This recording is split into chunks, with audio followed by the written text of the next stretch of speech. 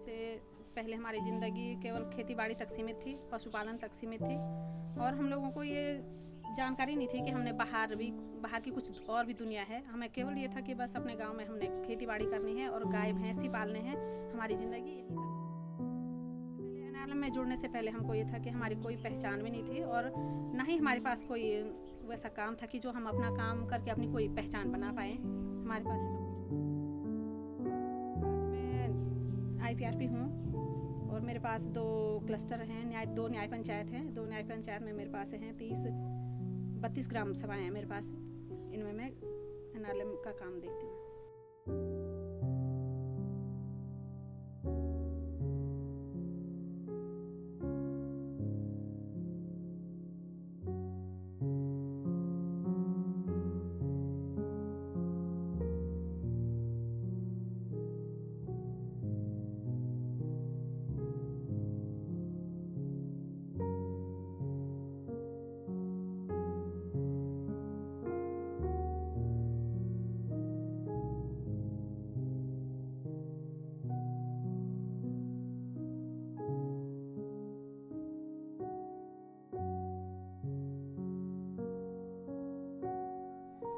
इस वीडियो का उद्देश्य किसी सरकारी योजना का प्रचार करना नहीं है।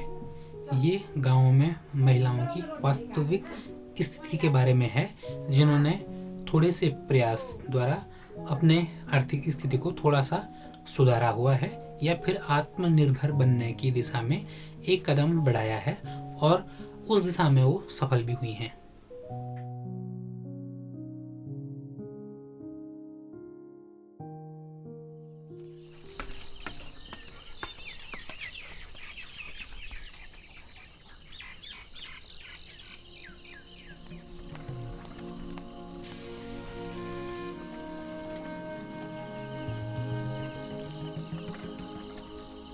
ये पहाड़, सुबह की ये शांति और इन घरों से उठती जिंदगी की आवाज़ें।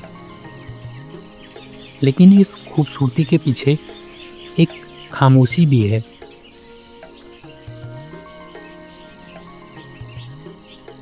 यहाँ काम के मौके कम हैं, पैसे की कमी है और सपनों की राह आसान नहीं है।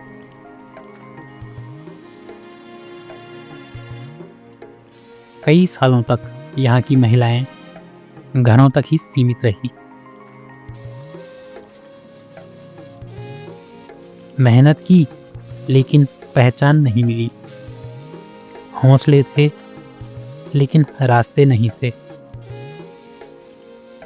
बैंक दूर थे, रोजगार का कोई जरिया नहीं था और अपने पैरों पर खड़े होने का सपना ही बनकर रह जाता था।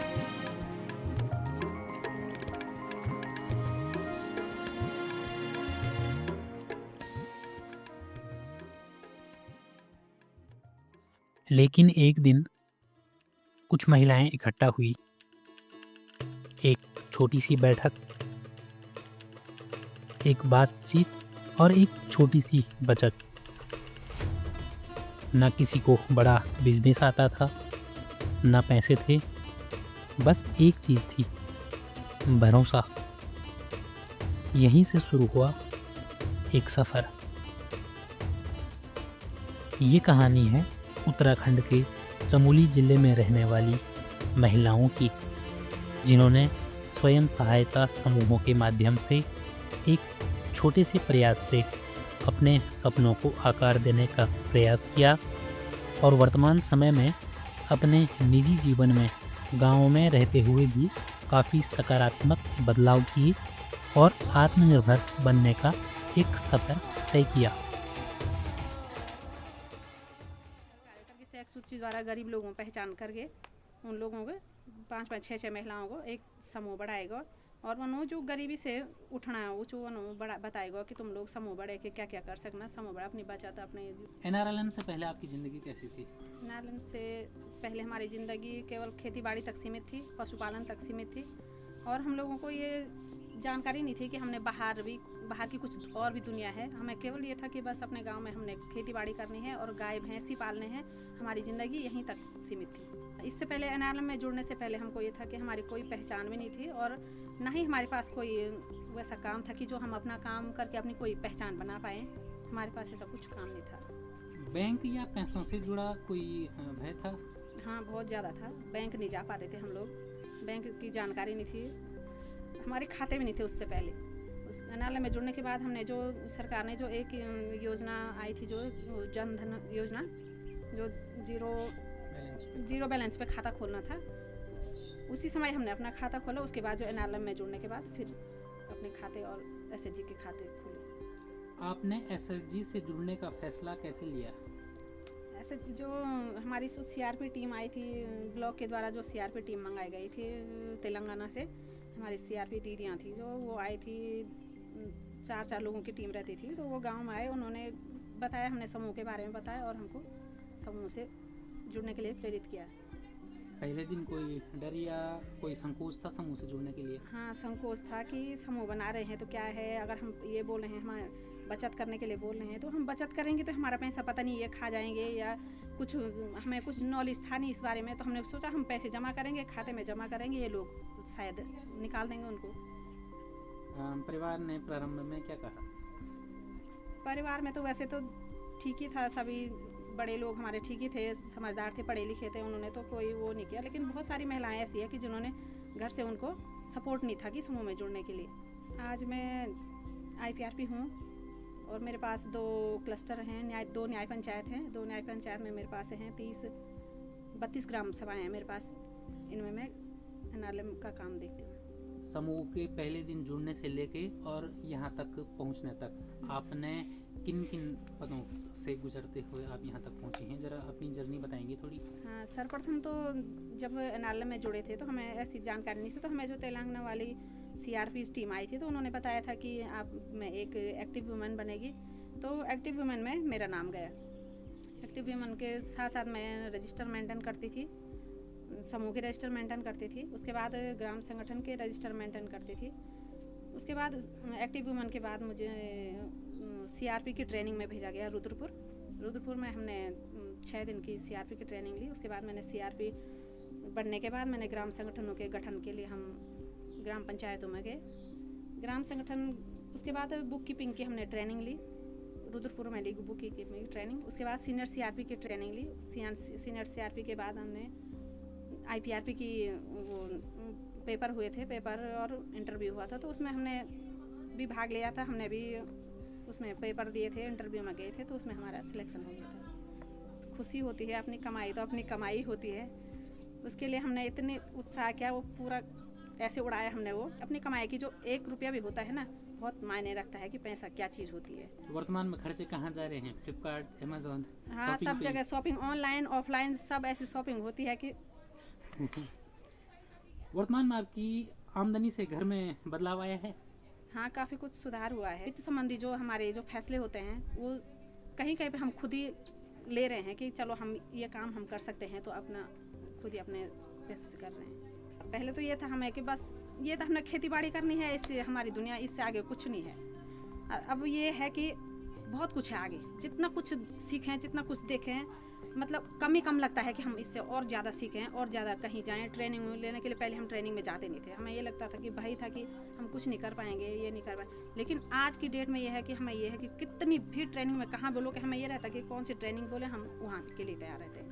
आज आप पूरे उत्साह के साथ, पूरे आत्मविश्वास हाँ। के साथ हर कार्यक्रम में भाग लेने हाँ, को तैयार हर क्षेत्र में भाग लेने को तैयार है। आपने अपने बच्चों के लिए क्या सपना देखा है? अपने बच्चों के लिए सपना देखा है कि हमारे बच्चे भी, मतलब हम तो अगर उनको सही ना लगे या उनके भविष्य के लिए जो सही है, तो वो अपने बात रख पाए हमारे सामने। मतलब अगर वो किसी भी क्षेत्र में काम करना चाहें तो आपकी तरफ से पूरा स्वतंत्रता है, पूरी सपोर्ट रहेगी और स्वतंत्रता रहेगी, वो जिस भी क्षेत्र में काम करना चाहें। जो महिलाएं अभी भी SHG से जुड़ने में डरती हैं, उनके लिए आप क्या कहना चाहेंगी? SHG में जुड़ने के लिए तो पहले तो बहुत दिक्कतें आती थी हमें, कि महिलाएं जुड़ती नहीं थी, बोलती थी कि जितना पैसा हम वहाँ जमा करें, इससे अच्छा तो हम अपने खाते में जमा करें या अपने पर्सनल बैंक या वहाँ जमा करें।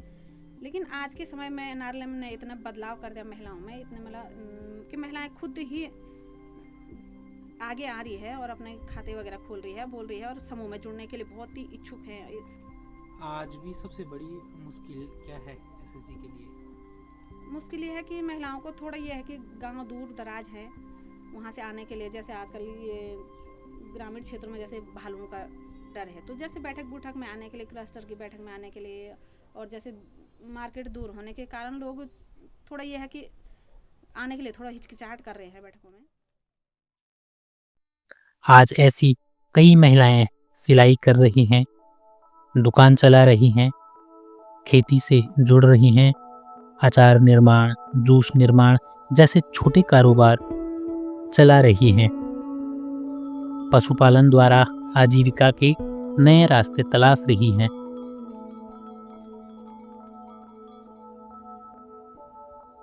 कमाई अधिक नहीं है, लेकिन ये कमाई उनकी मेहनत की है। पहली बार उन्होंने अपने नाम से बैंक में एक खाता खोला, पहली बार अपनी स्वयं की कमाई से बच्चों के लिए कुछ खरीदने का फैसला स्वयं लिया।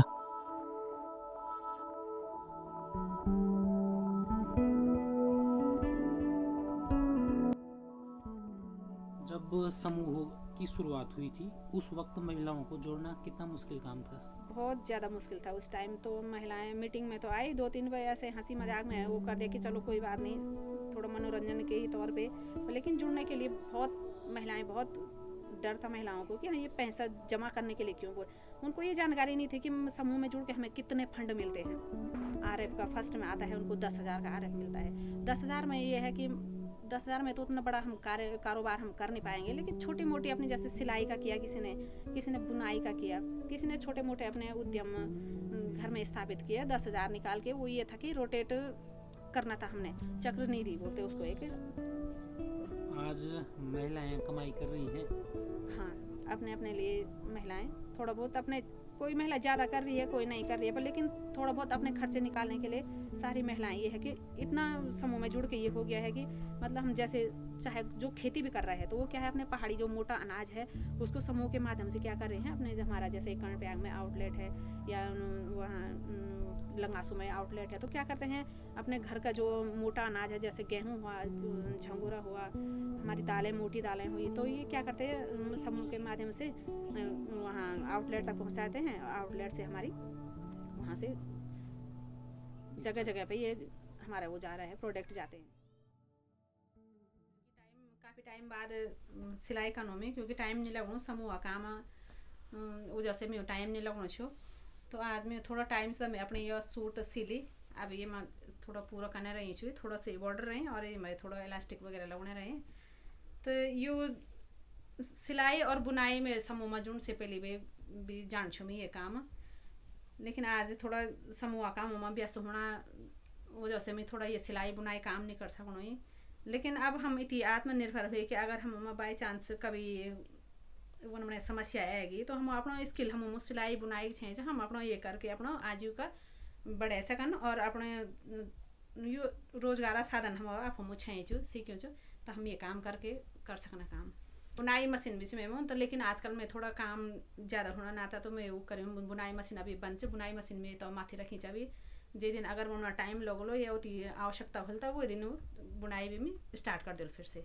रोजगार एक और साधन छे कि कभी सिलाई करता सिलाई हो तो सिलाई, नहीं तो बुनाई भी मैं बहुत अच्छा तरीके से होने, बहुत स्वेटर पहले बहुत बुनी, मेरी लोगों की बहुत सारी स्वेटरें बुन छो में और बुन के बिकोन छो, कोई ऊन दे के बुनाई मांगा छे, कोई मैं अपना खुद बुन के बिकोन छो। उन समय में अगर कभी यमुना ज़रूरत पड़ी तो मैं फिर से ये काम शुरू कर। ये हमको चक्की मिली है हमारे ग्राम संगठन के माध्यम से, कृषि विभाग से मिली है हमें। तो इसकी जो मार्केटिंग रेट है तो वो है 55,000 और हमको 80% छूट पे मिली थी। ये 11-12 हज़ार में पड़ी थी घर लाने तक। इन चक्कियों को आने के बाद ये फ़ायदा हुआ कि हम लोग जो दूर दराज बोझा ढो के मतलब पीठ में उठा के बाजार ले जाते थे या कभी गाड़ी में भी ले जाते थे, लेकिन दूर ले जाना पड़ता था। इससे ये फ़ायदा हुआ कि अब हम अपने घर में अपना जो भी अनाज होता है वो यहाँ पे पीस सकते हैं। समूह की महिलाएं भी यहाँ पे पीस सकती है। अब ये महिलाएं केवल रसोई घर तक सीमित नहीं हैं।